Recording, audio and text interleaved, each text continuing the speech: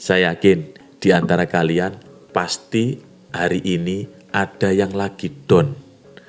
Bisa down gara-gara sesuatu, entah itu tugas yang sudah dikerjakan mati-matian, tiba-tiba disalahkan.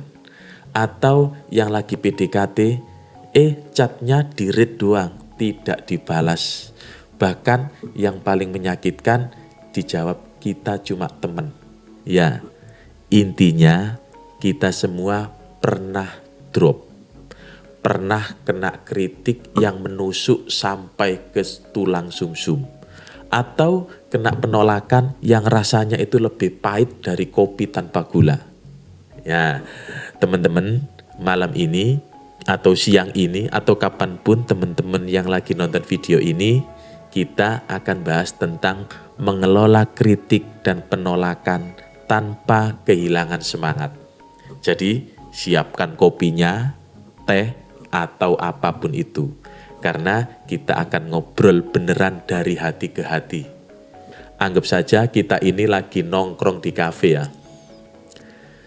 Coba deh kita jujur sebentar. Ketika kita dikritik, apalagi di depan umum, atau saat ide berlian itu muncul, tiba-tiba ditolak mentah-mentah. Rasanya bagaimana? Kalau buat saya sendiri sih, rasanya itu seperti ada yang tiba-tiba itu makjrep dari hati. Pertama, kaget. Kedua, kesel. Ketiga, langsung muncul suara-suara di kepala. Saya ini payah. Saya ini gak becus. Atau yang paling parah, semua usaha saya jadi sia-sia. Kita ini manusia biasa. Wajar banget kalau merasa sakit. Kita sudah investasi waktu, energi, bahkan perasaan kita ke dalam sesuatu. Terus makjrep, semua tidak dihargai, malah disalahkan. Teman-teman tahu nggak kenapa penolakan itu rasanya sangat menyakitkan? Ternyata secara ilmiah rasa sakit akibat penolakan itu mengaktifkan area otak yang sama saat kita mengalami sakit fisik. Serius, jadi kalau kalian itu merasa dada kamu sesak gara-gara dikritik, itu bukan drama, itu bukan pura-pura, itu beneran sakit. Nah, kalau kita sudah tahu ini sakit, ya jangan malah dianggap remeh. Kita harus mengakui rasa sakit itu. Tapi, ada tapinya nih, jangan biarkan rasa sakit itu jadi alasan untuk kita berhenti. Teman-teman, kalau ada yang bilang, kamu itu loh terlalu baperan saat kamu dikritik. Itu omong kosong doang. Mengakui emosi itu penting. Yang tidak boleh itu memang kita benar-benar baper, terus kita ngamuk, terus kita ngambek, tidak mau berkarya lagi. Yang perlu kita pahami, penolakan dan kritik itu bukan gambaran dari kita secara utuh. Itu cuma cerminan dari satu hasil kerja, atau satu ide, atau satu momen. Jangan sampai komentar pedas itu meruntuhkan kepercayaan diri kita yang sudah dibangun bertahun-tahun. Itu seperti nyamuk yang bikin tidur semalaman tidak nyenyak. Kan gak enak. Kita hidup pasti ada kritik. Tapi kritik itu sebenarnya tidak semua isinya racun. Kadang kritik itu juga isinya vitamin C. Kritik itu ada dua jenis. Gampangnya begini, kritik yang bermanfaat atau kritik vitamin C dan kritik yang basi atau sampah. Kritik yang bermanfaat ini datangnya dari orang-orang yang peduli sama pertumbuhan kita. Orang-orang ini biasanya memberikan kritik dengan data, solusi, dan nadanya itu tidak merendahkan. Contoh, konsep desainmu ini sudah bagus bro, tapi coba deh warna birunya diganti agak terang, biar pesan utamanya itu tidak hilang. Nah, ini enak didengar, rasanya itu sakit sebentar, tapi habis itu langsung mikir, oh iya ya, bener juga. Ini seperti omelan ibu saat kita waktu kecil. Kedengarannya nyebelin, tapi ujung-ujungnya itu bikin kita jadi orang yang benar. Kalau nggak diomelin, mungkin kita sekarang lagi tiduran sambil ngiler. Yang kedua, kritik basi atau sampah. Ini yang paling bikin kita darah tinggi. Datangnya dari orang-orang yang tidak tahu apa-apa tentang yang kita kerjakan. Atau parahnya cuma pengen bikin kita itu jatuh.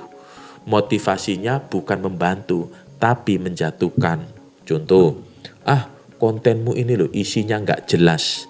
Mending kerja yang bener deh, nggak usah sok-sokan jadi konten kreator. Nah, kritik kayak gini, jujur, tidak ada isinya. Cuma ampas, nggak ada solusi, cuma omong kosong. Lalu bagaimana cara memfilternya? Coba lakukan 3 langkah cepat ini saat kamu dikritik. Langkah pertama, jeda 10 detik. Saat kamu dikritik, jangan langsung direspon. Ambil nafas, tahan emosi. Ingat, emosi itu seperti minyak atau seperti BBM yang gampang terbakar. Langkah kedua, tanya dengan 3 kata ini. Apa ada solusinya? Maksudnya begini, kritik ini bisa kita tindak lanjuti jadi perbaikan tidak? Kalau si pengkritik bilang jelek, ya tidak ada yang bisa kita tindak lanjuti. Tapi kalau dia bilang, coba deh skripnya dibikin lebih natural, biar tidak kayak baca buku.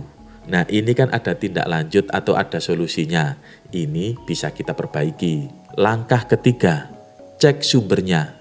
Ini penting. Teman-teman, kita itu harus selektif. Jangan pernah menerima kritik membangun dari orang-orang yang belum pernah membangun apa aja. Itu seperti menerima saran diet dari orang-orang yang kerjanya itu cuma makan keripik sambil rebahan. Nggak nyambung. Ingat ya, kalian itu berhak menentukan suara siapa saja yang masuk ke dalam ruang pribadimu. Kalau suaranya cuma bikin berisik, tidak membantu, mute aja, tidak usah dijadikan beban pikiran. Nah, itu soal kritik. Sekarang kita pindah ke saudaranya kritik, yaitu penolakan. Penolakan itu mau soal pekerjaan atau urusan hati, sakitnya itu sama. Rasanya seperti ditampar realita. Iya kan? Penolakan itu bukan kegagalan, tapi data. Dulu waktu Thomas Edison bikin lampu, dia gagal ribuan kali. Kalau dia diwawancarai, dia tidak akan bilang, saya gagal 9.999 kali. Dia akan bilang, saya menemukan 9.990 kali cara yang tidak bekerja. Gimana kalau kita perlakukan penolakan hidup itu seperti itu?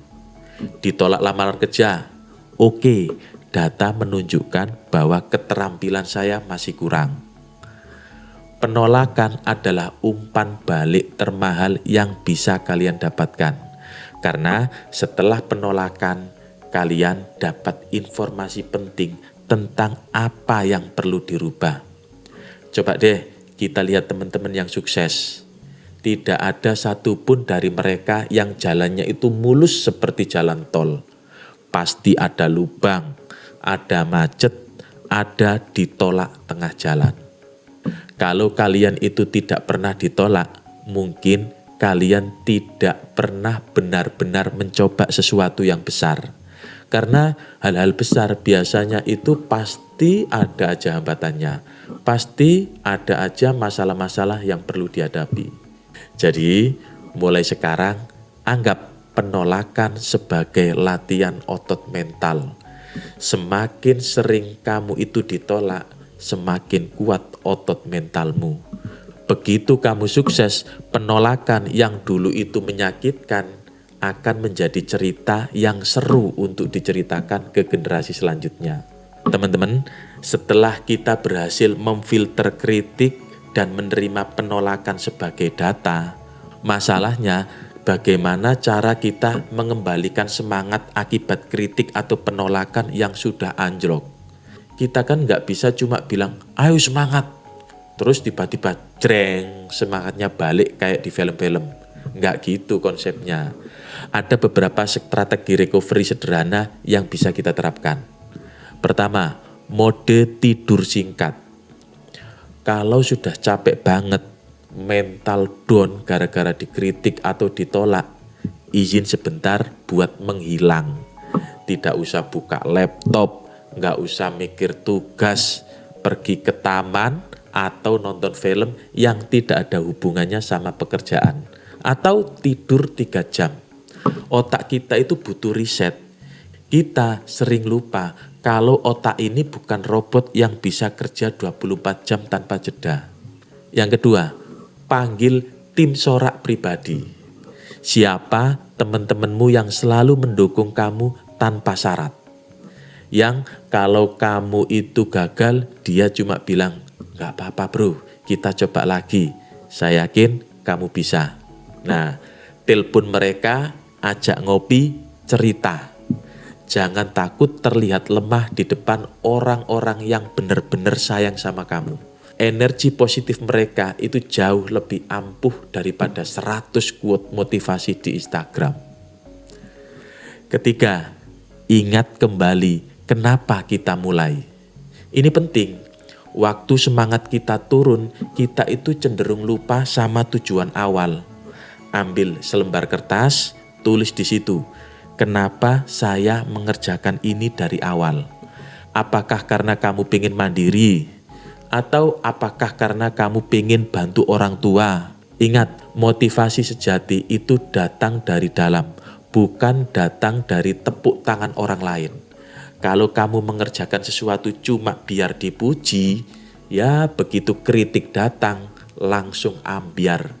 Tapi kalau kamu itu mengerjakannya karena tujuanmu itu kuat, kritik itu cuma angin lalu. 4. Ubah energi negatif menjadi aksi kecil. Ini teknik paling ampuh. Daripada marah-marah gak jelas, alihkan emosi itu ke dalam kerjaan. Ditolak 5 kali. Oke, hari ini saya akan kirim lamaran ke 5 tempat lagi. Dikritik soal kualitas. Oke, hari ini saya akan ikut online course biar meningkatkan skill saya. Ubah energi destruktif jadi energi yang produktif. Itu namanya mental baja. Teman-teman, kita semua pasti akan berhadapan dengan kritik dan penolakan. Karena itu sudah satu paket dengan hidup. Sama seperti bayar pajak. Atau sama kayak ketemu mantan di jalan. Kita tidak bisa menghindar.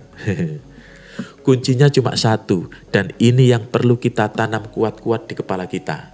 Jangan pernah kasih siapapun remote control buat menentukan mood dan semangat hidup kita.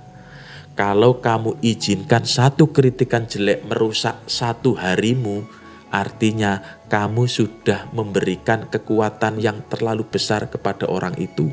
Kamu yang mengerjakan, kamu yang berjuang, kamu yang tahu seberapa keras kamu berusaha.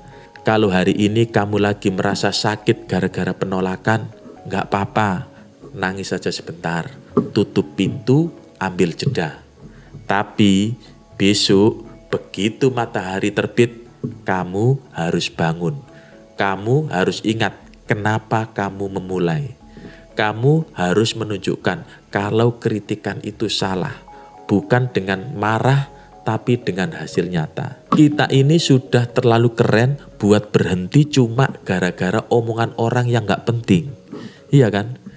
Jadi mulai besok kalau ada kritik kita filter, kalau ada penolakan kita simpan sebagai data. Semangat! Jangan pernah biarkan semangat kamu itu padam cuma gara-gara suara-suara sumbang di luar sana. Wong suara penyanyi idola kamu aja kadang fals, apalagi suara orang-orang yang tidak suka sama kamu. Saya Kang Mamu, tetap waras, tetap menjadi manusia yang bisa memfilter kritik dan membuat penolakan menjadi data. Sampai jumpa di video selanjutnya.